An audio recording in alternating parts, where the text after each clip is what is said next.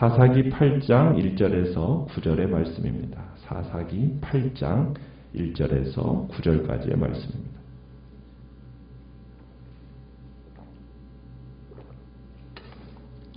사사기 8장 1절에서 9절 교독합니다.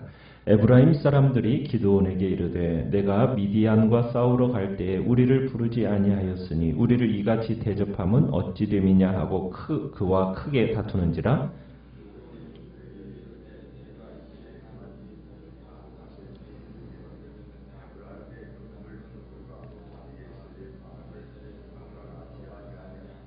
하나님이 미디안의 방백 오렙과 세heb을 너희 손에 넘겨주셨으니 내가 한 일이 어찌 능히 너희가 한 것에 비교되겠느냐 하니라. 기드온이 이 말을 하매 그때 그들의 노여움이 풀리니라.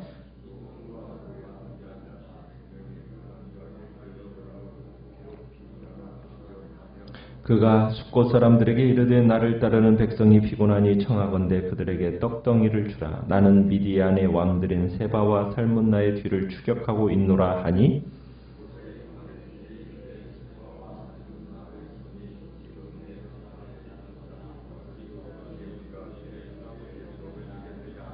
기드온이 이르되 그러면 여호와께서 세바와 살문나를 내 손에 넘겨주신 후에 내가 들가시와 찔레로 너희 살을 찢으리라 하고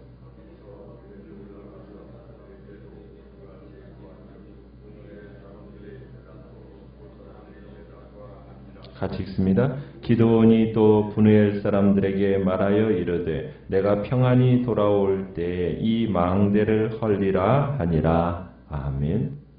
오늘 말씀의 제목은 예수 안에서 한 형제인가 라는 제목으로 말씀을 나눕니다.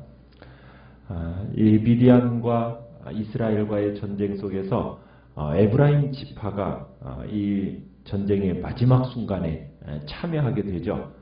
그러면서 큰 전과를 이 에브라임 지파가 올리게 됩니다. 그 전과는 다름 아닌 어제 말씀에서 봤듯이 25절에 미디안의 방백인 오렙과 세heb을 체포하는 전공을 세운 겁니다. 에브라임 지파는 고대인들의 전쟁 풍습에 따라서 오렙과 세heb을 죽이고서는 전승을 축하하는 그 트로피로 적장들의 머리를 가지고 기드온에게 나아갑니다. 이때 기드온은 이미 이제 요단강을 건너서 미디안을 추격하는데 열중을 하고 있었던 것 같아요. 에브라임이 적장의 머리를 들고 의기양양하게 이제 나와왔죠. 그러나 이 같은 전과는 순전히 그들의 공만이 아니었잖아요. 그렇지 않습니까? 이미 미디안의 군대는 용사이신 하나님 여호와에 의해서 격파가 되어졌고 자기들끼리 싸우다가 지리멸렬 이렇게 해진 그 직전에 모인 패잔병들이었어요. 그러니까 에브라임은 먼저 하나님 앞에 공을 돌리는 게 마땅했는데 에브라임은 그렇게 하질 않습니다. 에브라임은 오늘 8장 1절에 보면은 기드온에게 나오더니 따지고 드는 거예요. 왜 처음부터 전쟁에 우리를 부르지 않았느냐는 거죠.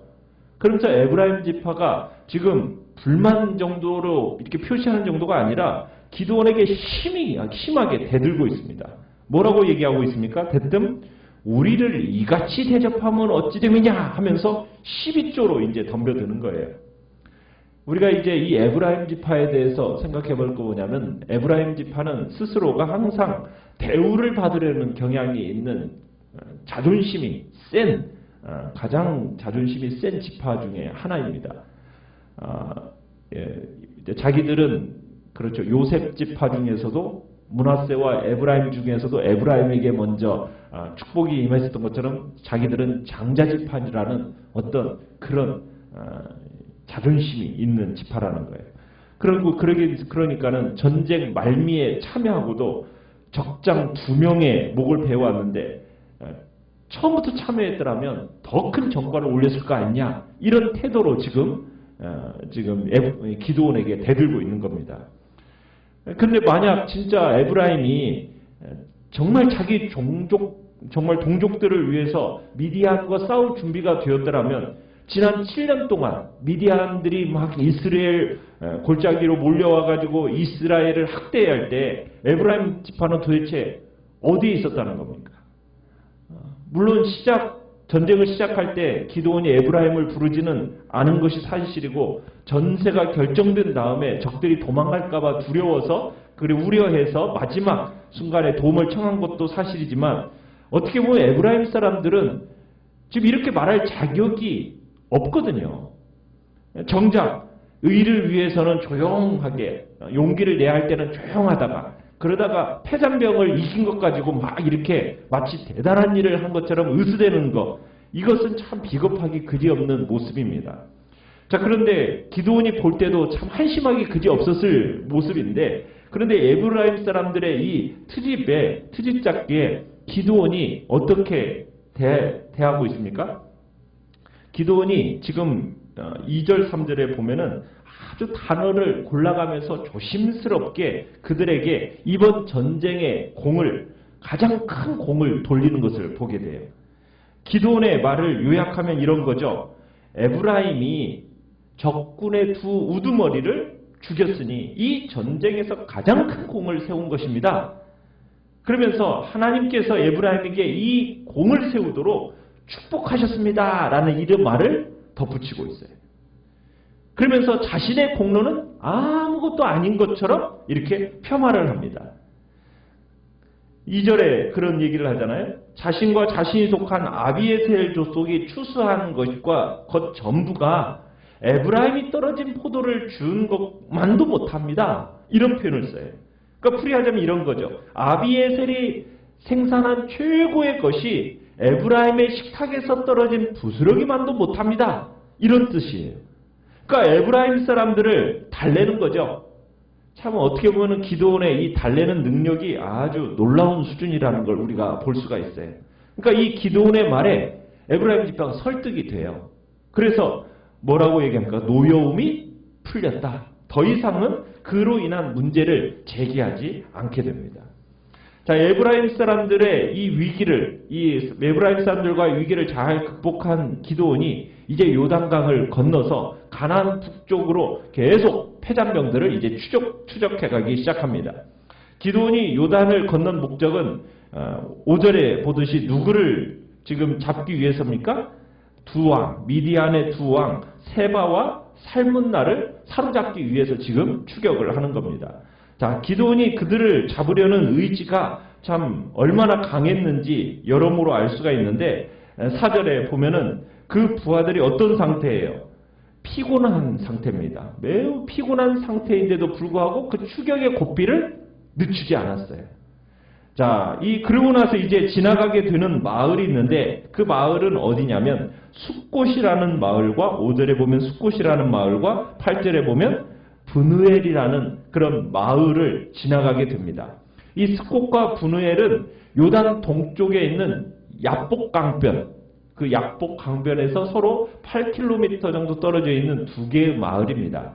그러니까 이 두 마을은 미디안인들이 도주하는 그 길목에 위치한 아주 매우 중요한 지역이에요.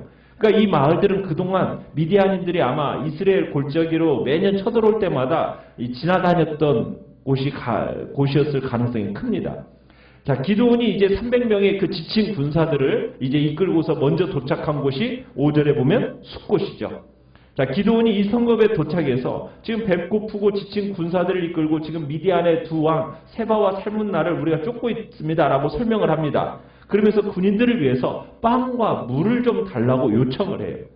그런데 숫곳 사람들의 반응이 어떻습니까? 이 기드온의 말에 부정적으로 반응을 합니다. 뭐라고 얘기하냐면 6절에 혹시나 우리가 빵을 준 것이 잘못되어 가지고 세바와 살문나에게 보복을 받게 될까 두렵다라는 거예요. 기드온이 지금 두 왕을 쫓는다고 하지만 지금 몇 명이 뒤쫓고 있는 겁니까? 고작 300명이에요. 그런데 지금 그들이 쫓고 있는 패잔병이라고는 얘기하지만 그들에게 남겨진 숫자는 몇 명인지 아십니까? 1만 5천 명이에요. 1만 5천 명. 비록 13만 5천에서 1만 5천으로 줄었다고는 하지만 여전히 300대 1만 5천이에요. 그러면은 이 전쟁이 앞으로 어떻게 진행될지 알 수 있습니까? 없습니까? 알 수 없는 거죠. 그러니까 이 숫곳 사람들의 반응이 그런 거예요. 니네들이 이긴다라는 보장이 없다라는 거죠. 그러니까는 이 말을 들은 이 기드온이 뭐라고 반응을 보입니까? 7절에 보면은 내가 미디안 사람들의 이 두 왕을 죽인 다음에 돌아오면은 들가시와 찔레로 너희를 보복하겠다. 이렇게 맹세하고서는 그곳을 떠나게 됩니다. 자, 그 다음에 기드온이 도착한 곳이 어디예요? 8절에 보니까 브누엘이죠. 이 브누엘로 가서도 같은 요청을 해봤어요. 그런데 돌아온 반응은 어때요? 똑같아요. 이 브누엘이라는 곳은 야곱이 여호와의 사자와 씨름했던 브니엘입니다. 브니엘. 그리고 이 브누엘에는 뭐가 있다고 얘기하고 있어요? 망대가 있어요. 망대. 망대는 주로 어디에다 세워놓습니까? 적의 침입을 조기에 발견해가지고 이렇게 뒤에 있는 마을들에게 알려주는 전방부대라는 얘기예요. 자, 그런데 지금 전쟁을 치르고 있는 기드온을 잘 도와줘야 할 사람들이 이 브누엘 사람들인데, 이번에 지금 기드온이 브누엘 사람들에게 지금 부탁을 했더니 전혀 반응이 숫곳 사람들과 동일하게 나오는 거예요. 그래서 기드온이 이번에도 뭐라고 얘기합니까? 보복을 선언하고 떠나요. 내가 이 망대를 돌아오면 헐어버리겠다고 얘기합니다.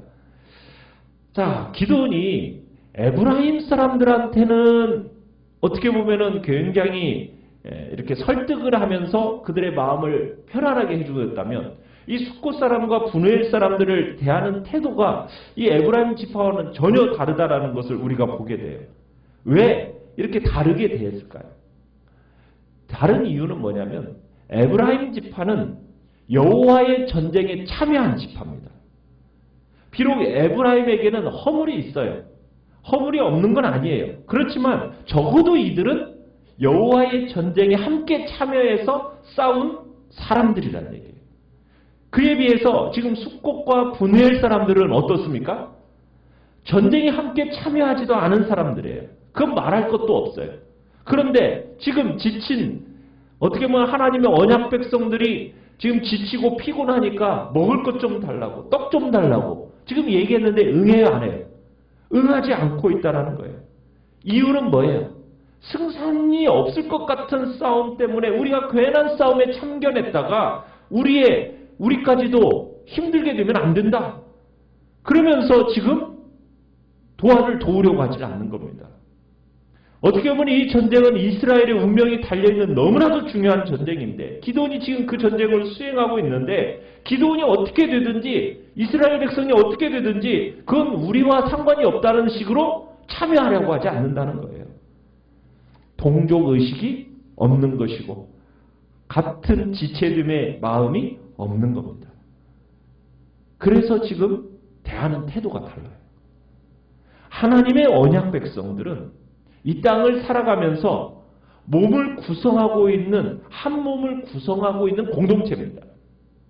그렇기 때문에 언약 백성들은, 성도들은 함께 울고, 울 때는 함께 울고, 웃을 때는 함께 웃도록 부름을 받은 공동체란 얘기예요. 남은 고생을 하든 말든 나는 그저 전쟁을 할 수 없다, 이렇게 말할 수 있는 존재들이 아니란 얘기입니다.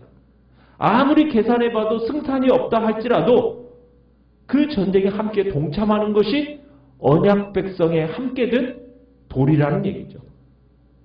저 전쟁에 참여하지 않을 거니 기드온 너는 알아서 해, 이렇게 하는 것은 안 된다는 얘기예요.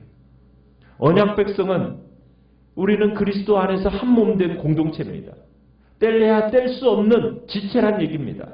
한 몸이 상하면 다른 몸을 구성하고 있는 지체들이 함께 고통스러워해야 되는 것이 마땅한 일이라는 얘기예요. 그게 언약 백성의 특성이라는 거죠. 교회가 바로 그런 공동체입니다. 교회는 연합과 하나됨과 일치가 생명입니다. 이 땅에 죄가 들어오면서 정말 모든 관계들을 다 깨뜨리고 나뉘고 분쟁하고 싸우게 만들었지만, 그러나 예수 그리스도 안에서 우리는 이제 예수 그리스도 때문에 한 피 받아서 한 몸을 이룬 형제 자매임을 우리는 기억하면서 서로 존귀하게 여기고 연합되어서 한 몸 된 부분을 이뤄나가는 것이 바로 교회라는 거예요. 이게 아주 독특한 공동체로서 세워져 있는 겁니다. 오늘 이 숫곳과 브누엘이 한 것처럼 이 일에 승산 없다. 승산 없는 싸움이다. 나는 참여하지 않겠다. 참여하지 않는다고 해서 이것을 너무 괜히 이상하게 생각하지 마라. 이렇게 말할 문제가 아니라는 거예요. 이것은 언약 백성으로서 함께 부름받은 공동체로서 그렇게 말하는 것은 죄를 짓는 것이요 악행이라는 거죠. 그래서 기드온이 이들에 대한 보복을 선언하며 나아가는 겁니다. 기독교 신앙은 여러분이 주님을 믿고 구원을 받으면은 남은 어찌 되든지 나 혼자 그저 잘하면 된다. 여러분 그건 기독교 신앙이 아니에요. 모든 구원받은 하나님의 백성들은 교회 안으로 들어와야 되고요. 신앙생활은 공동체 안에서 함께 나가는 겁니다. 이 땅에 하나님의 사람이 하나님이 사람을 구원하면서 죄가 깨뜨려 놓은 그 질서를 어떻게 회복하고 있는지를 참으로 세상 가운데 보여주는 그림이 바로 교회거든요. 우리 안에서 사람을 존중하고 정말 영혼을 소중히 여기고 몸의 한 부분인 것처럼 여기면서 교회가 연합되고 하나 된 공동체로 존재하는 것. 그런 살아있는 주님의 그림이 교회라고 주님은 우리에게 말씀을 하셨습니다. 그런데 그 교회를 깨트리고 있는 것이 바로 이 숙곡과 분회일이에요. 그래서 이들을 향하여 벌을 받아 마땅하다는 거죠. 생명이 끊어져도 마땅한 형벌을 받아 마땅한 죄를 너희들은 지었다. 지금 어떻게 보면 기드온에 의해서 선언을 받고 있는 겁니다. 우리가 이 땅을 살아가면서 우리는 예수 그리스도 안에서 한 형제 자매됨을 기억하고 교회가 하나로 연합되게 하시고 이 일을 위해서 우리를 사용하여 달라고 이 시간 주님 앞에 기도하시면서 나아가시길 바랍니다. 오늘 말씀을 생각하면서 기도하시고요.